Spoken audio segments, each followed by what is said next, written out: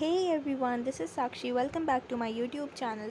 आज हम पढ़ेंगे आर्टिफिशियल इंटेलिजेंस क्लास 9 का chapter number 1 introduction to artificial intelligence का पार्ट नंबर 13। इस वीडियो में हम पढ़ेंगे possibilities of AI in various fields, मतलब किस तरह से एआई अलग अलग फील्ड्स में पॉसिबली पार्ट लेता है। Okay, everyday influences of AI globally, किस तरह से एआई हर दिन पूरे वर्ल्ड को इन्फ्लुएंस करता है। Okay, as we have seen earlier in this chapter, the emergence of AI in the middle of 20th century has changed our lives substantially.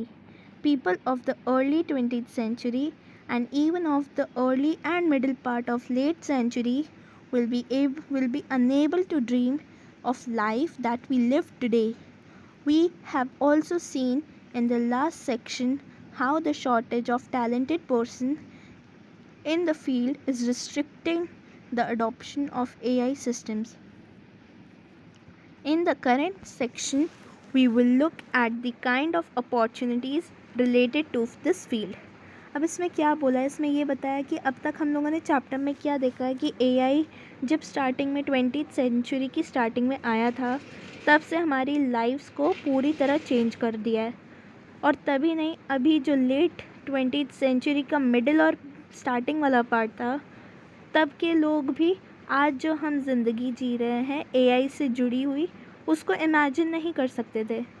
Okay, और हम लोगों ने जो पिछला पार्ट पढ़ा था उसमें देखा था कि किस तरह से टैलेंटेड लोगों की कमी है अभी इस फील्ड में, जिससे एआई हम पूरी तरह अडॉप्ट नहीं कर पा रहे हैं। ओके, और आज के सेक्शन में पढ़ेंगे कि किस तरह की अपॉर्चुनिटीज़ है और जो अभी चल रही है इस फील्ड से related. So the field of study required for undertaking AI related jobs depends on category of job, but most of these jobs will require good knowledge of maths or computers. People can enter into entry level jobs with simple graduate degree. The advanced level jobs, particularly the ones related to research and data modeling, require post graduation at very least, but doctorates are preferred. अब देखो क्या इस field की जो study है वो इतना ज़्यादा प्रेशराइज़ नहीं करती है। जैसे डॉक्टरीज़ में हमें बहुत लंबा कोर्स करना पड़ता है, और तो इसका कोई सेपरेट कोर्स नहीं, इसमें बस मैथ्स और कंप्यूटर्स की अच्छे से नॉलेज होनी चाहिए और लोग अलग अलग एंट्री लेवल जॉब्स के लिए अप्लाई कर सकते हैं जिनके पास ग्रेजुएशन की डिग्री हो। ओके, और एडवांस लेवल जॉब्स जो होती है वहाँ पे रिसर्च और डेटा मॉडलिंग से रिलेटेड पीजी मतलब पोस्ट ग्रेजुएशन चाहिए रहती है, और डॉक्टरेट्स जो है जो पीएचडी वगैरह में रहते हैं वो और ज़्यादा अच्छे हैं। Okay, so real life examples AI technology को यूज़ कर रहे हैं वो कौन से। फर्स्ट इज़ हेलो बाबी। हेलो बाबी are the range of toys that uses 3 concepts of AI: language processing, machine learning and advanced analytics for satisfying the needs of the children. Each of the Hello Barbie is equipped with a microphone. This microphone records what the children say, and the Hello Barbie send this information to AI servers. These servers analyze what has been said, select from the preset dialogues of more than 8,000 lines, and transmit the response to the Barbie. अब ये एक ऐसा toy है जो AI से जुड़ा हुआ है, जिसमें एआई से रिलेटेड 3 चीज़ें यूज़ हुई है: लैंग्वेज प्रोसेसिंग, मशीन लर्निंग और एडवांस्ड एनालिटिक्स। ओके, ताकि बच्चे की सारी नीड सेटिस्फाई हो पाए। अब इसमें क्या होता है, एक माइक्रोफोन होता है जो कि रिकॉर्ड करता है एक बच्चा क्या बोल रहा है, और जो वो रिकॉर्डेड होता है, रिकॉर्डेड वॉइस नोट जो होता है वो एआई सर्वर्स के पास जाता है और वो बताते हैं कि किस तरह से हेलो बारबी को रिस्पॉन्स देना है। Next is IBM Watson. Watson is a suite of enterprise-ready AI services, applications, and tools provided by IBM. It can be used in multiple ways to develop different products or applications. Chef Watson is an AI chef that can develop recipes on their own and help human chefs creating new and unique flavors. Watson Beat provides composers with new inspiration by creating them themes and musical elements It can also help musicians understanding the need of the audience better. अब Watson एक ऐसा enterprise है ready to जैसे ready AI services होती है और ऐसे applications है टूल्स है जो कि आईबीएम प्रोवाइड करवाती है. अब इसको हम बहुत अलग अलग तरह से यूज़ कर सकते हैं, जैसे चीज़ें एप्लीकेशंस को डेवलप करने में, प्रोडक्ट्स को डेवलप करने में. ओके, अब इसी का एग्जांपल है शेफ़ वॉटसन. शेफ़ वॉटसन एक ऐसा आर्टिफिशियल इंटेलिजेंस का शेफ़ है जो कि अलग अलग रेसिपीज़ को डेवलप कर सकता है और ह्यूमन शेफ्स को हेल्प कर सकता है ताकि वो एक यूनिक फ्लेवर्स बना सके. अब जो वॉटसन है, इस Watson beat, second is Watson beat, ये कंपोज़र्स को एक न्यू इंस्पिरेशन है उनके लिए. ऐसी ऐसी थीम्स और ऐसे ऐसे म्यूज़िकल एलिमेंट्स प्रोवाइड करता है जो कि म्यूजिशियंस को बहुत हेल्प करता है ताकि ऑडियंस उन्हें और अच्छी तरीके से समझ पाए. Next is InfoVision. InfoVision is a Chinese product that uses artificial intelligence for saving lives. In China, there is shortage of radiologists. The country generates around 1.4 billion CT scan annually for lung cancer alone. The shortage of radiologists means that each radiologist has to review hundreds of scans daily. InfoVision helps the radiologist to detect cancers more accurately and efficiently. अब ये जो InfoVision है, ये एक ऐसा Chinese product है जो कि लोगों की जान बचाने के लिए यूज़ होता है. ओके, चाइना में रेडियोलॉजिस्ट की बहुत ज़्यादा शॉर्टेज है, तो कंट्री में मतलब अराउंड 1.4 बिलियन सिटी स्कैन हर साल होते हैं. किस चीज़ के लिए? लंग कैंसर, अकेले लंग कैंसर के लिए. ओके, तो रेडियोलॉजिस्ट की शॉर्टेज मतलब हर रेडियोलॉजिस्ट को कम से कम 100 स्कैन डेली करना पड़ेगा. तो इसके लिए ये InfoVision रेडियोलॉजिस्ट को हेल्प करता है ताकि वो कैंसर को डिटेक्ट कर पाए और ज़्यादा एक्यूरेटली और एफिशिएंटली रिपोर्ट्स बना पाए. Next is deep mind. Google created deep mind with inspirations from neuroscience. The idea was to create AI systems that is able to mimic human brains. Google's DeepMind has successfully defeated human players in a number of games. Google is expanding this system to healthcare sector. Here, DeepMind is reducing time for planning treatments and for helping diagnosing sickness. अब ये Google के द्वारा बनाया हुआ DeepMind है और इन लोगों ने न्यूरो साइंस से इंस्पिरेशन ली है. अब इसका आइडिया ये है कि वो पूरी तरह ह्यूमन ब्रेन को मिमिक कर पाए, जैसा हमारा ब्रेन है वैसा ही डीप माइंड हो. ओके, तो गूगल्स का ये जो डीप माइंड है, इसने बहुत सारे प्लेयर्स को बहुत बड़े बड़े गेम्स में हराया हुआ है और जो गूगल है उसे और एक्सपैंड करना चाहती है और डेवलप करना चाहती है इस सिस्टम को ताकि वो हेल्थ केयर सेक्टर में ट्रीटमेंट्स को जल्दी से जल्दी प्लान करने में हेल्प कर पाए. Next is Volvo. Volvo is a car company that uses AI for replacing components and servicing vehicles. Volvo collects data from its vehicle in a number of ways. This system is fed to the AI systems for helping Volvo maintaining its impressive safety record, and the AI system can help Volvo improve vehicles performed in stress situations and in increasing driver and passenger experience. Volvo is also using this data for researching and developing self-driving vehicles. अब Volvo एक ऐसी car company है जो AI use करती है ताकि वो normal जो सर्विसेज और कंपोनेंट्स है उसे AI से रिप्लेस कर पाए. अब ये डेटा को कलेक्ट करते हैं व्हीकल से अलग अलग तरीक़ों से और ये जो डेटा है वो AI सिस्टम्स को फेड किया जाता है और इसने एक रिकॉर्ड बनाया ताकि जो कि सबसे इम्प्रेसिव है, सेफ्टी रिकॉर्ड. ओके, तो ये जो AI सिस्टम है ये वोल्वो का हेल्प करता है ताकि उनका व्हीकल परफॉर्मेंस अलग अलग सिचुएशंस पे अच्छा हो और जो ड्राइवर और पैसेंजर का एक्सपीरियंस हो वो डेवलप होता जाए. Volvo is also using this data for researching and developing self driving vehicles. अब जो अपने आप ड्राइविंग वाली व्हीकल्स है उन पे और रिसर्च चल रही है इससे. Next, BMW. BMW uses data for AI for making decisions from vehicle design stage. to the sales and after sales servicing stage. BMW is also working on self-driving vehicles. It has set a target of producing self-driving cars that do not require any human इंटरविशन. अब BMW data को use कर रहा है, AI को use कर रहा है ताकि वो ऐसे डिसीजंस बना पाए जिससे जो व्हीकल डिज़ाइन का जो स्टेज है और जो आगे सेल्स और आफ्टर सेल्स जो सर्विसिंग स्टेज है उनको सबको ओवरकम कर पाए. और ये और वर्क कर रहा है ताकि सेल्फ ड्राइविंग कार्स को बना पाए और इनका टारगेट है ताकि वो ऐसी सेल्फ ड्राइविंग कार्स बना पाए जो कि ह्यूमन का ज़रा सा कुछ भी ह्यूमन को नहीं कर पाए. Okay. John Deere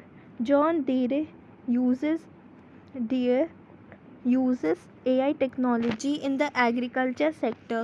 It uses AI systems that use visual data to find out if there is any pest on the crop and if it is need to apply pesticide. John Deere also provide automated farm machine that uses GPS and frame sight for automatically ploughing and sowing in the fields. अब ये जो John Deere ये ऐसा AI system है जो कि agriculture sector में help करता है. ओके. तो ये AI सिस्टम्स को हेल्प करता है ताकि वो डेटा को विजुअलाइज कर पाए और देखे कि क्रॉप पे कोई पेस्ट तो नहीं है और अगर हो तो पेस्टिसाइड लगवा दी जाए. नेक्स्ट है ये ऐसे व्हीकल्स को ऑटोमेट करता है जो कि जिसमें GPS हो और फ्रेम साइट हो जिसमें AI हो और वो ऑटोमेटिकली प्लोइंग और सोइंग का काम करे. Talking with machines. The BBC has used AI technology to create an audio drama, Talking with Machines. This AI-powered drama allows listeners to have a two-way conversation with AI. This allows the listeners to answer questions and to add something to the story. The audio drama currently works with smart speakers, Amazon Echo and Google Home. अब जो ये BBC इसने एक AI technology को use किया है और एक ऐसा ऑडियो ड्रामा प्रिपेयर करा है जिसका नाम है टॉकिंग विथ मशीन्स. अब ये जो AI पावर्ड ड्रामा है ये लिसनर्स को अलाउ करता है ताकि वो टू वे कन्वर्सेशन जैसे हम लोग नॉर्मली बात करते हैं वैसे AI से बात कर पाए. तो ये लिसनर्स को अलाउ करता है ताकि वो सारे क्वेश्चंस को आंसर कर पाए और कुछ ना कुछ अपना भी सजेशन दे पाए. ओके. तो ये जो करंटली ऑडियो ड्रामा है ये स्मार्ट स्पीकर्स के थ्रू वर्क होता है जैसे Amazon Echo, Google Home etcetera. Next is RADA. UK news agency Press Association is harnessing the power of AI and robots for delivering local news under Project RADA. This project involves AI writing 30,000 local stories monthly. These stories are based on the data from resources like government, public services, and local authorities. Natural language technology is used for writing these stories. अब UK की एक news agency है press association जो कि AI की power को use कर रही है और रोबोट्स को यूज़ कर रही है ताकि वो जो नॉर्मल लोकल न्यूज़ है वो लोगों तक पहुंचा पाए through RADA, reporters and data and robots. अब ये जो प्रोजेक्ट है ये 30,000 लोकल स्टोरीज़ मंथली लिखता है. ओके. सो ये स्टोरीज़ जो उनको डेटा फेड किया जाता है जैसे गवर्नमेंट, पब्लिक सर्विसेज जो स्टोरीज़ होती है ये ऐसे डेटा पे बेस्ड होती है जैसे local authorities, natural language technology. तो ये इस टेक्नोलॉजी को यूज़ करते हैं इन स्टोरीज़ को लिखने के लिए. Next is Netflix. Netflix is using data and AI technology for predicting what its customer will enjoy watching. This data is also helping Netflix in its shift from the content provider to content creator. This investment in new creations are made on the basis of AI recommendation. This also allows Netflix to commit to multiple seasons of the new shows. Netflix data और AI को use कर रहा है ताकि वो predict कर पाए कि उसके जो कस्टमर्स है वो क्या देखना पसंद करेंगे. ओके. और ये नेटफ्लिक्स को इसमें भी हेल्प कर रहा है ताकि वो उसको क्या कंटेंट बनाना चाहिए और क्या कंटेंट प्रोवाइड करना चाहिए. सो ये जो इन्वेस्टमेंट है ये एआई रिकमेंडेशन के बेसिस पे होता है और इसी से नेटफ्लिक्स अलग अलग सीजन्स अलग अलग शोज़ के लिए कर पाता है. Next is Walmart. Walmart is the second largest retailer in this world.